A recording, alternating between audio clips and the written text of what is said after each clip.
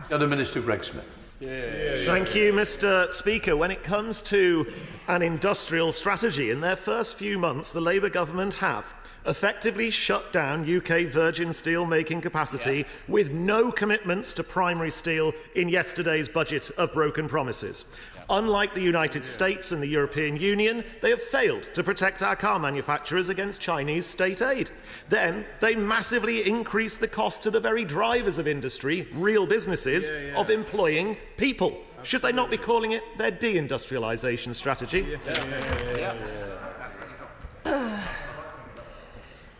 The challenge we have, Mr. Speaker, is that we have inherited the worst Parliament for living standards in modern history. We have inherited huge challenges that we have to overcome, but we are looking to the long term with our industrial strategy.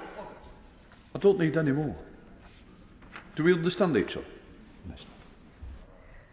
I'm not sure if the honourable gentleman has been paying attention, but we are developing a steel strategy, which the previous government failed to do, which will be funded with £2.5 billion of funding. We have put a boost of £2 billion into our car industry only yesterday in the budget, alongside £1 billion for automotive and money for life sciences. We are developing an industrial strategy for the long term for the first time, and we are not following the party opposite, which just let our industries suffer to get to crisis point that we are now having to deal with.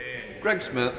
Well, Mr. Speaker, the Minister mentions the car industry, so yesterday, after the budget of broken promises, talking about the industrial strategy, the SMMT's Mike Hawes said, delivering that strategy depends on the UK being globally competitive. Additional national insurance contributions will put massive pressure on the automotive supply chain, which is predominantly SMEs. He describes the lack of substantive measures to support the new car market as hugely disappointing, concluding the cost will soon be felt in reduced UK investment, economic growth and jobs. So with such dire warnings so early on, isn't this more evidence that Labour just doesn't get business and their industrial strategy is in tatters before it's even begun?